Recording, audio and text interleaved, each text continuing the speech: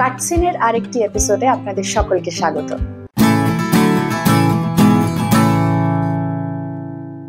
আজকে কথা বলবো গৃহপ্রবেশ নিয়ে।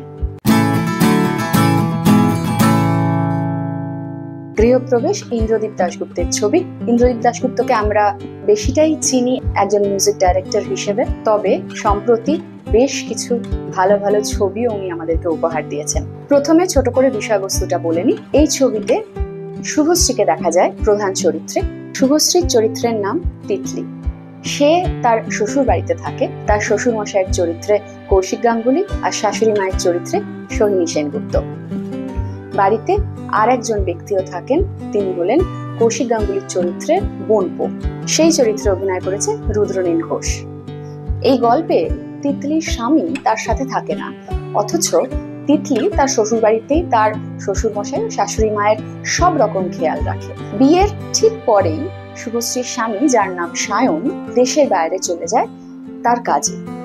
প্রথম থেকেই দেখা যায় শাওন চরিত্রটি দেশের বাইরে, দেশে নানা জায়গায় ফটোগ্রাফি দিয়ে ডকুমেন্টেশনের কাজ করে। কিন্তু বিয়ের ঠিক পরে শাওন যে চলে যায়, তারপরে দীর্ঘ অনেকগুলো বছর শাওন আর ফেরেনি, আর বাড়ির সাথে কিছু বছর তার যোগাযোগ একেবারে নেই।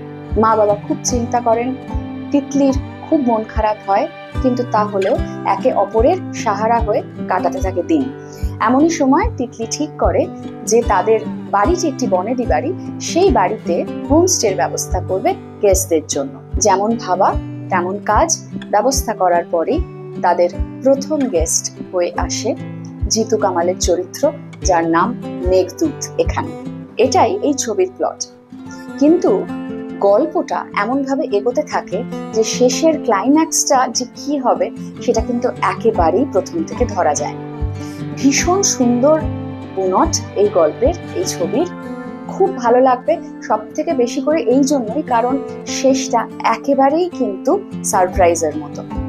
প্রথমে একটাই কথা বলবো, ইন্দ্রদীপ দাশগুপ্তের এর আগের ছবি বিসমিল্লাহ আমি দেখেছি, আর এই ছবি গৃহপ্রবেশ, এই দুই ছবিরই পরিচালক এক, সেটা কিন্তু বোঝা খুব মুশকিল।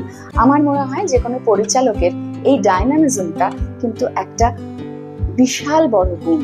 বিসমিল্লাহ ছবিটি যেমন ছিল যেন একটা বড় ক্যানভাসের ওপর পেন্টিং করা, আর গৃহপ্রবেশের গল্পের কারণে যেন বইয়ের তাকের সব থেকে প্রিয় গল্পের বইটা গৃহপ্রবেশ। এতটাই আলাদা ধরন দুই ছবির। ইন্টারভেলের ঠিক আগে গল্পটা এমন মোড় নেয় যেটা কিন্তু উত্তেজনার পারদ ভীষণভাবে চড়িয়ে দেয়। মুখিয়ে থাকবেন ইন্টারভেলের পরে কি দেখবেন তার জন্য। তবে ইন্টারভেলের ঠিক পরের কিছু সময়, মানে ধরুন 15-20 মিনিট সময় একটু যেন ধীর গতি হয়ে যায় ছবিটার, যেটা আমার মনে হয়েছে হয়তো একটু দ্রুত লয় করা যেত, একটু পেস আপ করা যেত, একটু ড্র্যাগড লেগেছে ওই 15-20 মিনিট। কিন্তু তারপর আবার যেখান থেকে ক্লাইম্যাক্সটা বিল্ড করতে শুরু করলো, অসাধারণ ক্লাইম্যাক্সটা তো কোনো কথাই হবে না, ভীষণ ভালো লেগেছে। যেহেতু ইন্দ্রদীপ দাশগুপ্ত একজন মিউজিক ডাইরেক্টর, তাই বোঝাই যাচ্ছে যে সঙ্গীতের মানটা ছবিটাতে কতটা ভালো হতে পারে। ভীষণভাবে ক্যাটালিস্টের কাজ করেছে। প্রত্যেক কটা ইমোশনাল দৃশ্যে ভীষণভাবে সহায়ক হয়ে দাঁড়িয়েছে তার সঙ্গীত, তার ব্যাকগ্রাউন্ড মিউজিক। এবার আসি অভিনয়ের কথায়। অভিনয় ভীষণ ভালো সকলের, তবে বিশেষ করে উল্লেখ করব 3 জনের কথা। তার মধ্যে প্রথমেই বলবো রুদ্রনীল ঘোষের কথা। ওনার যে চরিত্রটা, সেই চরিত্রের মধ্যে একটা অদ্ভুত বিটারনেস আছে। সেই বিটারনেসটা এত ভালো, এত সুন্দর করে ফুটিয়ে উঠেছেন উনি, একেবারে অন্য একটা মানুষ মনে হচ্ছে। মানে ওটা রুদ্রনীল ঘোষ বলে চেনাটাও মুশকিল আর কি। এতটাই সুন্দর হয়েছে এই চরিত্রটাকে ফুটিয়ে তোলা। প্রত্যেক কটা বডি মুভমেন্ট, প্রত্যেক কটা জেস্টার, সবকিছুর মধ্যে একেবারে মিশে ছিল চরিত্রটা। এক পলকের জন্য কোথাও মনে হয়নি যে এটা অভিনয়, এক পলকের জন্য কোথাও রুদ্রনীল ঘোষকে কিন্তু পাওয়া যায়নি। তারপরই বলবো সোহিনী সেনগুপ্তের কথা। কি অসাধারণ মায়াবী অভিনয় করেছেন। আপনারা দেখতে দেখতে সত্যি খুব আবেগপ্রবণ হয়ে পড়বেন, এত সুন্দর অভিনয়। আর কৌশিক বাবুর কথা তো কিছু বলাই নেই, আপনারা সকলেই জানেন কি অসামান্য অভিনেতা উনি। এখানেও তার কোনো রকম তারতম্য ঘটেনি। এই 3 জনের অভিনয় দেখে মন ভরে গেছে। অবশ্যই বাকিদের অভিনয়ও খুব ভালো, শুভশ্রীর অভিনয়ও খুবই ভালো, স্নেহার অভিনয় খুব ভালো লেগেছে, সকলে খুব ভালো, জিতু কামালও ভীষণ ভালো লেগেছে অভিনয়।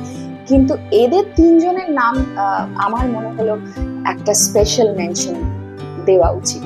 অনুবদ্ধ সিনেমাটোগ্রাফি ভীষণ ভালো, অসাধারণ ক্যামেরার কাজ, রঙের অদ্ভুত ব্যবহার করা হয়েছে, নানা রকম মানে আলোর রঙের কথা বলছি, যেটা কিন্তু ছবির আবহ আর ছবির গল্প দুটোরই অসম্ভব সহায়ক হয়ে দাঁড়িয়েছে।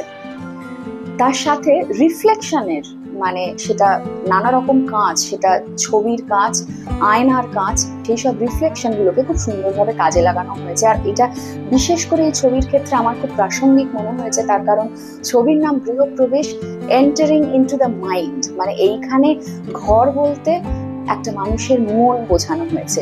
তো সেই জন্য যেভাবে রিফ্লেকশন ব্যবহার করা হয়েছে আমার সেটা ভীষণ প্রাসঙ্গিক লেগেছে। যদিও কখনো কখনো হয়তো একটু ওভার ইউজ হয়েছে, কিন্তু তাতেও ভালো লাগাটা এক মুহূর্তের জন্য কমেনি। একদম শেষে বলি কয়েকটা ছোটখাটো ফটকার কথা। যেমন একটার কথা প্রথমেই বললাম যে ইন্টারভ্যালের ঠিক পরে 15-20 মিনিট একটু মনে হয়েছে ড্র্যাগড, সেখানটা হয়তো একটু পেস আপ করা যেত। শাওনের চরিত্রে যিনি অভিনয় করেছেন তাকে একটু স্টিফ লেগেছে, মানে বাকিরা এতটাই স্ট্রং, বাকিরা এতটাই পোক্ত অভিনয়ের দিক থেকে যে ওই চরিত্রে যিনি অভিনয় করেছেন তাকে একটু দুর্বল লেগেছে সকলের পাশে। আর ছবির একদম শেষটা, সেটা আমি বলবো না কি, তার কারণ সেটাতে মজা নষ্ট হবে, তবে যারা দেখবেন বা যারা দেখেছেন অলরেডি তারা বুঝতে পারবেন ছবির একেবারে শেষটা হয়তো একটু অন্যরকম হতে পারত। আমার মতে একটু রেশ কেটে গেল। একদম শেষের ঠিক আগে যদি ছবিটা শেষ হতো তাহলে বোধহয় গল্পটা আরেকটু ভালো জমতো। একদম শেষ দৃশ্যটা আমার নিজের অপ্রয়োজনে লেগেছে। এটা তারাই বুঝতে পারবেন যারা ছবিটা দেখবেন। আমি সকলকে বলবো ছবিটা গিয়ে দেখে আসুন প্রেক্ষাগৃহে, খুব ভালো লাগবে, একটা দারুণ অভিজ্ঞতা হবে। বাংলায় এমন ছবি হচ্ছে এটা জানলেও খুব ভালো লাগে, যেখানে অনেকগুলো জায়গাতে আপনাদের দর্শক হিসেবে নেওয়ার আছে।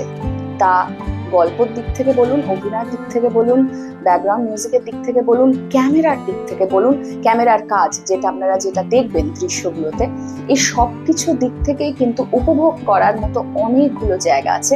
তাই আমি ভীষণভাবে রেকমেন্ড করবো আপনারা সকলে গিয়ে প্রেক্ষাগৃহে এই ছবিটি দেখে আসুন। আজকের পর্ব এই অবধি, দেখা হবে আবার পরের সপ্তাহে।